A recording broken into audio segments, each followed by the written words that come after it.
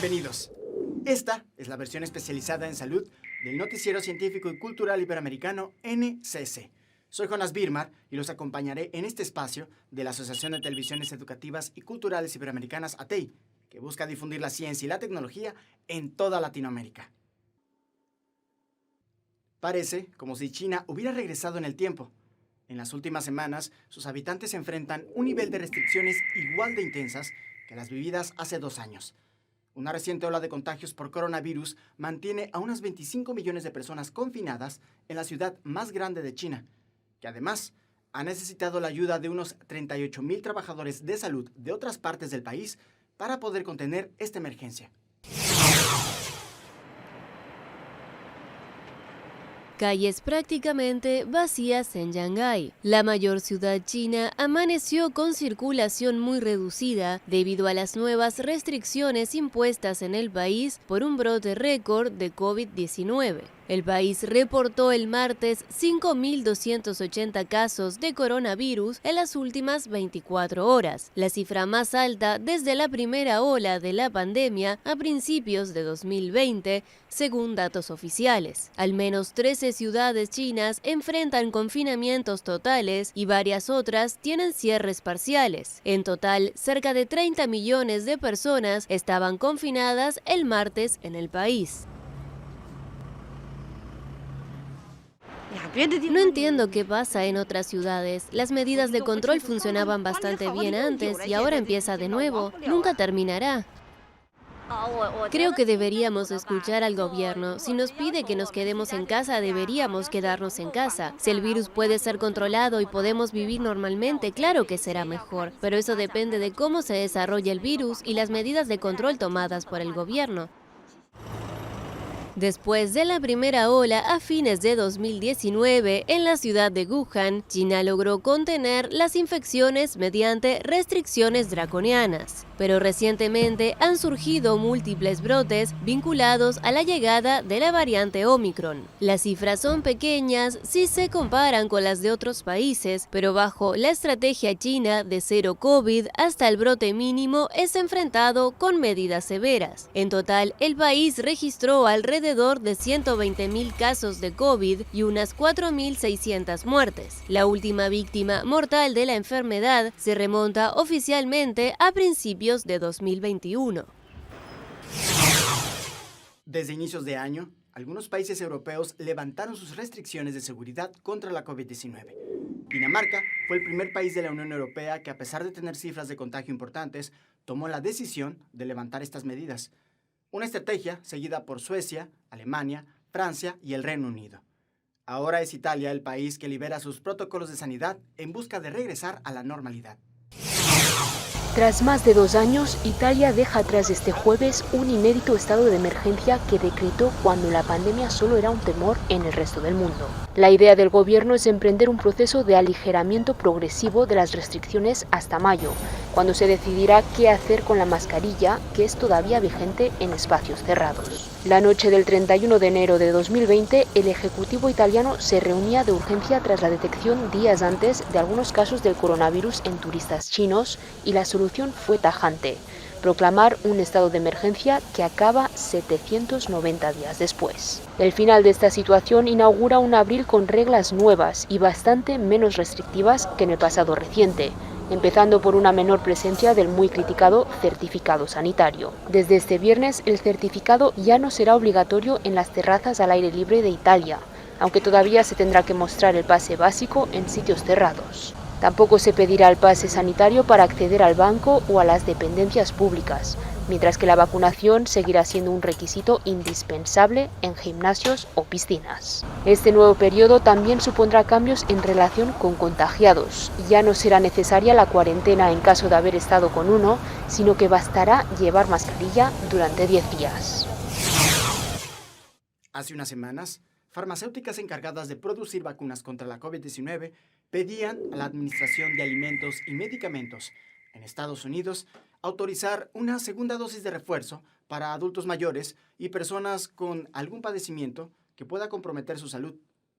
Esto como medida de prevención para los meses que se aproximan. Una decisión que es seguida por el Reino Unido. en donde ya se dispone de un refuerzo extra para sus habitantes. Otro pinchazo para los británicos. 6 meses después de que Inglaterra pusiera en marcha su campaña de vacunación de refuerzo contra el coronavirus, aquí ya está disponible una dosis extra. Los mayores de 75 años, los residentes en residencias de ancianos o personas con un sistema inmunitario debilitado ya pueden reservar su vacuna de refuerzo adicional. El objetivo es que puedan pasar un verano más tranquilo. Las cifras oficiales muestran que las tasas de infección están aumentando en todos los grupos de edad. Y no se trata solo del Reino Unido. En Francia se registran más de 80.000 infecciones al día. Alemania también ha registrado el mayor número de casos desde el comienzo de la pandemia, con casi 300.000 en 24 horas. Todo a pesar de que este domingo la mayoría de las normas COVID han quedado abolidas. Austria, por el contrario, ha reintroducido las mascarillas obligatorias en el interior. Y desde Irlanda, donde también luchan contra los rebrotes, el primer ministro ha recordado que la batalla continúa durante un homenaje a las víctimas de la pandemia. Nuestra batalla contra este virus continúa. No podemos dejar pasar esta solemne ocasión sin reflexionar sobre la inmensa tragedia humana que se está desarrollando como consecuencia de la guerra en Ucrania. En China y Hong Kong están experimentando el mayor aumento de casos de COVID en más de 2 años, a pesar de aplicar algunas de las políticas más estrictas del mundo. En un momento en el que la mayoría de los países están tratando de convivir con el coronavirus, algunos expertos en salud se preguntan cuánto tiempo podrá China mantener su objetivo de cero COVID. Durante la crisis sanitaria, muchas familias con ingreso promedio tuvieron que costear la estadía de algún familiar en un hospital privado, algo que para muchos fue consumir el equivalente a los ingresos familiares de los próximos 25 años, como el caso de Miguel Ángel, quien se tuvo que endeudar para poder recuperarse de COVID-19. Caminar por esta calle es revivir una pesadilla para Miguel Ángel.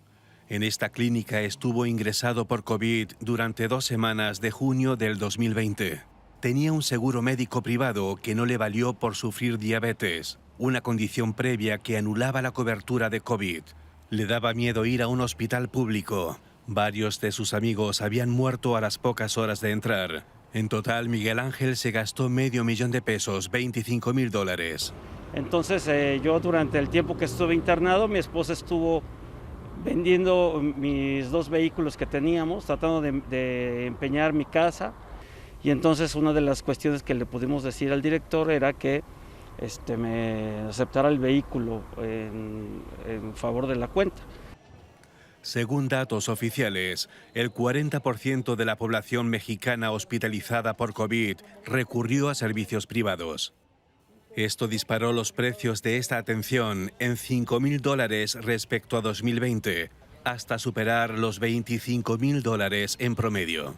La saturación de los hospitales y la falta de personal e insumos médicos acentuó la desconfianza hacia el sistema público. En teoría, una sanidad gratuita, pero que dejó a millones de personas en un limbo, como explica Carolina Gómez, consultora en salud pública. Por no decirte 8 o 10 meses, estuvieron sin reglas de operación en las que hubo muchísimas confusiones, tanto para los beneficiarios como para los prestadores de servicio. Y eso generó que mucha gente tuviera que desembolsar dinero. Para evitar el congestionamiento de los hospitales, para esta 4ª ola de COVID, el gobierno mexicano ha creado los Macromars, 68 módulos de atención ambulatoria a las afueras de los centros médicos o recintos deportivos. Uno de sus coordinadores, el doctor Alberto Alarcón, señala las ventajas de estos centros cuando aún se registran entre 30 y 40,000 contagios por día. Dar una atención también más ágil. Modificamos un poquito el procedimiento de la atención para garantizar que los pacientes tengan la atención que necesitan, detectemos a los que están con datos de gravedad y pues también disminuyamos los tiempos de espera. La pandemia deja ya más de 309,000 muertos en México y también a miles de hogares empobrecidos. Miguel Ángel es abogado, pero tuvo que pedir prestado a muchos conocidos y tardó meses en devolver los préstamos. Su mujer no le decía que les faltaba dinero para no preocuparlo y que le subiese el azúcar, mientras la clínica amenazaba con sacarlo si no abonaba los $1.000 diarios solo por noche de hospitalización. Pues tuve que endeudarme, ¿no? Pues a veces cuando mi esposa me decía que tenía cierto dinero para comprar una medicina o comprar otras situaciones, pues faltaba, ahora lo sé, faltaba en casa la comida. Yo tengo 3 hijos. En muchas familias, el COVID significó arruinarse económicamente para salvar la vida. Con la pandemia, la población mexicana se ha vuelto más sensible a la atención sanitaria y la contratación de seguros médicos aumentó un 10% el pasado año para evitar gastos cada vez más desorbitantes. Todo parece indicar que la próxima ola de coronavirus se aproxima. Esto provocado por BA2, una subvariante de la variante Omicron, misma que ha resultado ser altamente contagiosa. Ante esto, Estados Unidos intenta proteger a las poblaciones más vulnerables, aprobando una 4ª dosis de refuerzo para personas mayores de 50 años. Los estadounidenses mayores de 50 años podrán recibir una 4ª dosis de la vacuna contra COVID-19. La autorización la dio el martes la FDA, la Agencia de Medicamentos de Estados Unidos.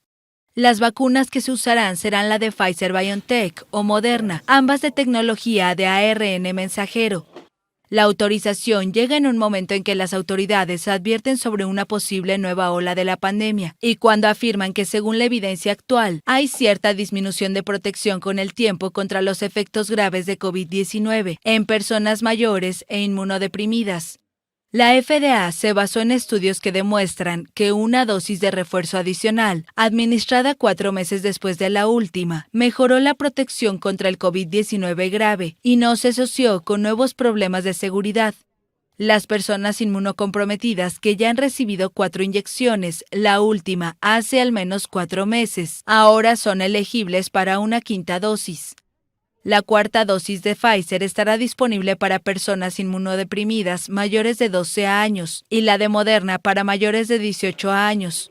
Un estudio publicado por investigadores israelíes en el New England Journal of Medicine en marzo indicó que 3 dosis de vacunas de ARN mensajero aumentan los niveles de inmunidad y que la 4ª dosis restaura los niveles de anticuerpos a donde estaban después de la 3ª.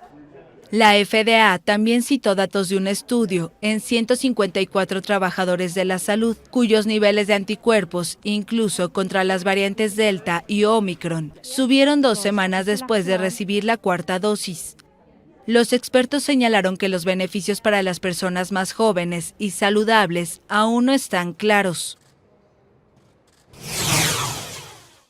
El precio de los alimentos se ha disparado por el desequilibrio en los mercados, pero también por problemas durante la producción o los daños que los desastres naturales pueden generar. Una familia en situación vulnerable destina una gran proporción de su presupuesto en comida, pero el desabasto podría llevar a los más jóvenes a sufrir pérdidas nutricionales que en ocasiones resultan irreversibles. Antes de la pandemia y los huracanes, Honduras ya enfrentaba problemas de inseguridad alimentaria, un escenario que se volvió más complejo por los efectos de la COVID-19 y los fenómenos naturales. Es por ello que cerca de 2,4 millones de personas viven en crisis alimentaria, según el Programa Mundial de Alimentos, una situación que los priva de poder llevar alimentos suficientes a sus mesas para desarrollar una vida adecuada. La severa sequía que vivió el país en 2019, especialmente en el corredor seco, disminuyó la disponibilidad alimentaria. Eso, sumado a la pandemia de la COVID-19 y los huracanes ETA e IOTA, redujeron las fuentes de empleo y la capacidad de los hogares de obtener ingresos para comprar alimentos. La población se ve afectada por el alza en el costo de la canasta básica y los combustibles, la disminución en la producción de cultivos de maíz y frijoles, el limitado acceso a insumos y el temor a pérdidas de cosechas, según un informe del Sistema de la Integración Centroamericana. El informe de la Clasificación Integrada de la Seguridad Alimentaria en Fases del SICA señala que estos factores inciden en que los hogares recurran al uso de estrategias negativas para conseguir alimentos, así como estrategias de erosión de recursos y medios de vida para satisfacer otras necesidades esenciales. Para entre junio y agosto próximo, el número de personas en crisis o emergencia alimentaria estaría aumentando a 2,6 millones, debido a la persistencia de la falta de empleo, el agotamiento de las reservas de alimentos, el alza en el precio de la comida y la crisis de la cadena de suministros a nivel internacional, según indica el informe del SICA. La falta de alimentos afecta más a los niños y adultos mayores en Honduras, donde el 23% de los menores de 5 años padecen de desnutrición crónica, según datos del Programa Mundial de Alimentos. El coma es un estado profundo y prolongado de inconsciencia, en donde la persona se mantiene con vida, pero es incapaz de mover su cuerpo o responder a los estímulos de su alrededor. Puede ser el resultado de una complicación en una enfermedad o lesiones importantes en el cráneo. Este estado, que puede durar algunas semanas, también podría prolongarse por años o décadas, como fue el caso de la siguiente historia. Hace 7 años que Manel Monteagudo volvió a nacer después de 35 años en coma. Le costó asimilar el nuevo rostro que vio en el espejo y muchas otras cosas más que habían cambiado, pero tuvo claro que aprovecharía cada instante de su vida para, entre otras cosas, dar las gracias a la mujer que lo salvó, su novia desde que él tenía 18 años y ella 15. Aunque cuando abrió los ojos estaba solo, no tardó en aparecer su mujer Conchi, convencido de que solo había pasado un día desde aquel fatídico 28 de febrero de 1979. Entonces cuando fue a buscar el espejo y me lo puso delante, yo le dije, no, ese no soy yo, ese no soy yo. Ese no soy yo, ese es un viejo. Yo tengo 22 años. Ese es un viejo. No, ese no soy yo. Fue una caída cuando trabajaba como electricista naval en un mercante alemán en Basora, Irak, la que le sumió en un sueño de 35 años. Quizás por eso, una de las cosas que más odia es dormir. Hasta las 2 de la mañana no voy. Y voy porque el cuerpo no aguanta. Porque si aguantaba no volvía a ella. Viva Dios que no volvía a meterme en una cama. Ahora escribe poesía, lleva varios libros publicados y la pandemia le sirvió para avanzar en sus obras. Apenas tiene secuelas, aunque no puede coger peso ni bajar la cabeza demasiado tiempo porque se marea, lo que le ha apartado de una de sus grandes pasiones, el mar, que ahora visita cuando no le queda más remedio que cerrar los ojos. A finales del 2020, la ONU reconocía las propiedades terapéuticas de la marihuana y su resina al sacarla de una lista que se reserva para sustancias nocivas y que ponen en peligro la salud pública. Se trató de un primer paso que ayuda a poner el tema sobre la mesa, pero sobre todo a agilizar investigaciones médicas relacionadas a esta planta. Ahora es el gobierno de Estados Unidos quien busca sacar al cannabis de su lista de sustancias peligrosas. Paso histórico hacia la despenalización de la marihuana en Estados Unidos. La Cámara de Representantes aprobó el viernes un proyecto de ley para eliminar la sustancia de la lista federal de drogas peligrosas. La denominada Ley Moore se aprobó siguiendo líneas partidistas, con 220 votos a favor y 204 en contra. Solo 3 republicanos se sumaron a la mayoría demócrata. Pero en el Senado se anticipa una votación más complicada, pues el oficialismo necesita 10 apoyos de la oposición. La Ley Moore despenalizaría a nivel federal la posesión, venta y producción de marihuana, actualmente considerada por la Agencia de Control de Drogas como equivalente al LSD, la cocaína o la heroína. También anularía las condenas federales por delitos menores de drogas, que según los impulsores del texto conducen al encarcelamiento masivo que afecta principalmente a las minorías. El proyecto de ley contempla además un impuesto a la venta de marihuana y sus derivados, para financiar la atención y reinserción de las víctimas. Los opositores denuncian los peligros de la adicción, especialmente entre los jóvenes, y los accidentes de tráfico por parte de consumidores. Pero en términos prácticos, aunque la ley sea aprobada y promulgada por el presidente Joe Biden, la marihuana no sería legal en todo el país, y los gobiernos locales aún podrían procesar a sus ciudadanos bajo las leyes estatales. Actualmente, 3/4 partes de los estados de Estados Unidos han legalizado su consumo con fines médicos, y 1/3 lo permite con fines recreativos. La marihuana ya es legal en algunos países y en diciembre de 2020 la Comisión de Estupefacientes de la ONU también la eliminó de su lista de drogas más peligrosas. La pandemia por coronavirus ha tenido un fuerte impacto en el mundo, una situación que en América Latina y el Caribe ha dejado pobreza y rezago en la educación.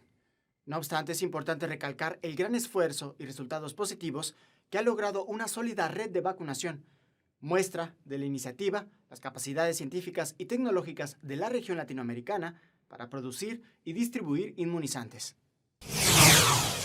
La Organización Panamericana de la Salud aplaudió la fuerte red de distribución de vacunas en América, aprovechada durante la pandemia de la COVID-19 para transportar la inmunización, y recalcó que se vigilan otras enfermedades respiratorias en la región. Habla el epidemiólogo del equipo de influencia regional de la OPS, Ángel Rodríguez. Ahora está el mecanismo a nivel global COVAX, que está también trabajando en estos aspectos a nivel global, a nivel regional, y además están todas las políticas nacionales de los países que han realmente, con toda esta historia de trabajo, se han fortalecido para obtener la vacuna en menor tiempo, ¿no? Entonces hay una red y una competencia muy fuerte en la región al respecto. En América, hasta el pasado miércoles, se administraron 1.751.161.141 dosis de vacunas contra la COVID-19 y 684.222.066 personas tienen el esquema de vacunación completo, según los datos oficiales.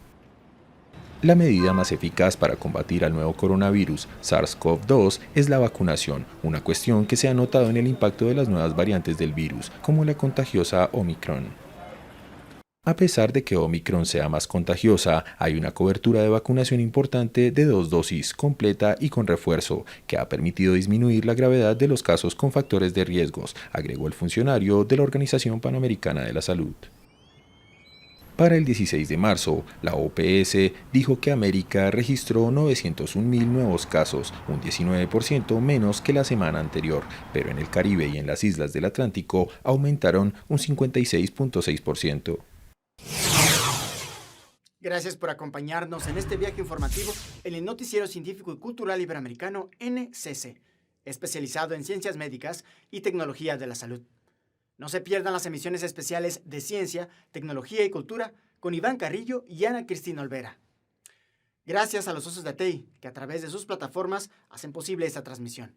También gracias a las agencias informativas AFP, EFE, Notimex, Xinhua Euronews y Deutsche Welle. Visiten nuestra página noticiasncc.com. Utilicen nuestra aplicación móvil y síganos en nuestras redes sociales. Nos encuentran como NCC Iberoamérica. Soy Jonas Birmar. Cuídense mucho. Nos vemos en la próxima.